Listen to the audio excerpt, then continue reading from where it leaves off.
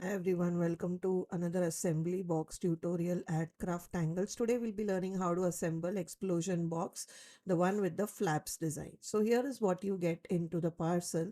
So you will get a lid and the 3 layers of explosion box. We'll start with the third layer or the largest layer of explosion box, and I'll show you how you can score the same. So this is a pre-cut and pre-scored explosion box. So what you have to do is just bend the paper along the score lines and burnish the same using the scoring tool, the pink tool in my right hand. If you don't have a scoring tool, you can of course, use an old credit card or debit card for the same. The idea is to bend paper along the lines where our score lines are, right? Or the fold lines are, right? So you can see how the triangle shape will create a pocket as I just showed you a few seconds back. Now how I'm doing is I'm repeating the same fold again and again on all the 3 layers. Okay, so this is how the fold is going to tuck in to the square part, and that is what will create the flap. So you can see how I'm directionally folding the layers, right? So this was the second layer, and now we will move on to the third layer.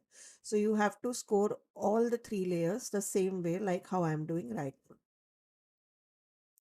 This is an important step, so please don't skip this step. You will need to do this step for assembling the box. This is what will create the shape of the box. Now that all the 3 layers are done, right? So the largest layer will create 4 by 4 in squares. So now what I'm doing is I am matting these with some pattern papers before creating the flap, because once the flap is created, I won't have the space to put pattern paper on top of it, right? So my pattern paper is slightly smaller than the squares. So let's say in this layer, which is the largest layer, you will be creating 4 by 4 in squares.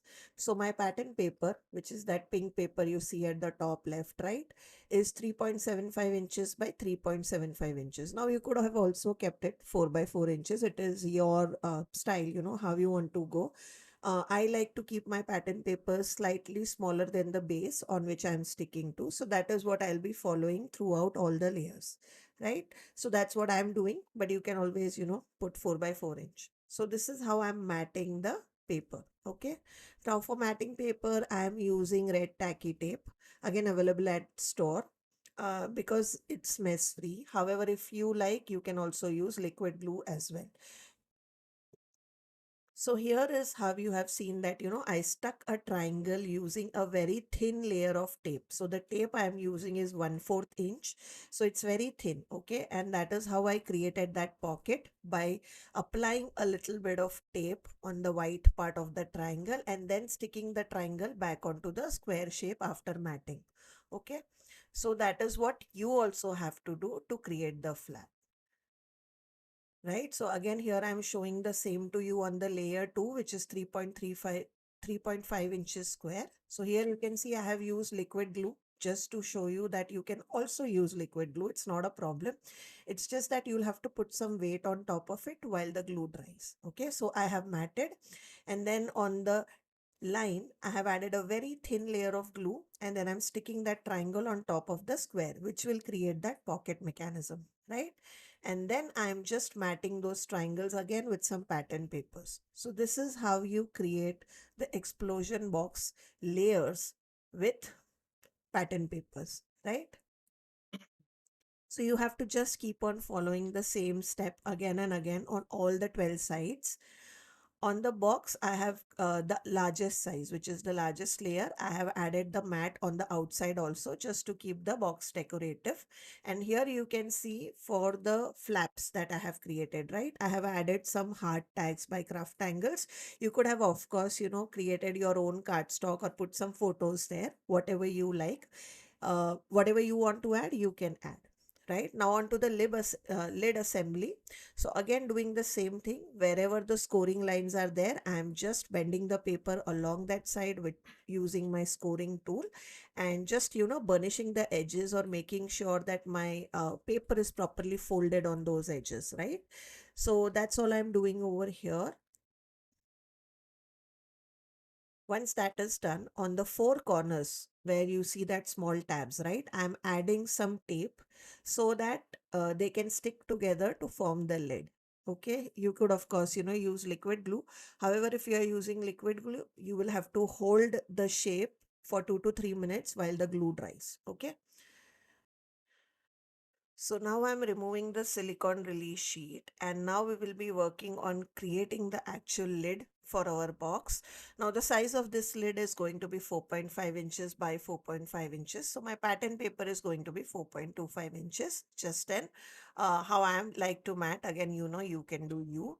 So now you can see how I am folding the corners and lining it up along the second edge to create like a right angle.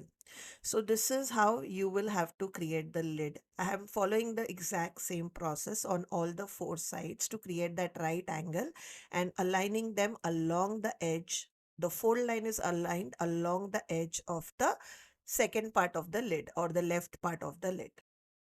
Now that that is done, we will start working on creating the layers of the explosion box, right? So here I'm showing you how the tags will look in those pockets. So you can put tags, as I said, or you could put your own layers of cardstock or photos, whatever you like in those pockets, right?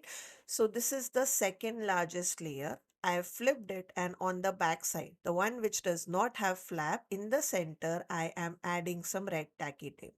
Again, I'm doing the same process with the third layer, which is the smallest layer. So I have flipped it along the non-flap side or the back side, and I've added some red tacky tape. Now taking the largest layer, and on the inside we will stick the second layer. Okay, so the third layer is flap facing up, or the largest layer is flap facing up, and then on the top of it I am adding the second layer.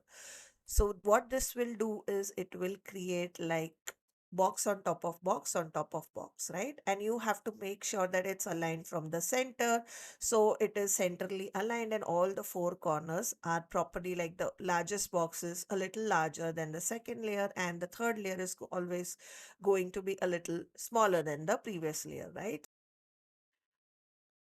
So this is how we are going to create three layers of our explosion box. You can see all the flaps are pointing at the top, right? So that is how you have to do assembly. Very simple. And now we will close the lid, and this is how it looks, right? On the sides you can see pattern paper, top pattern paper, and then when you open it creates this kind of an explosion box.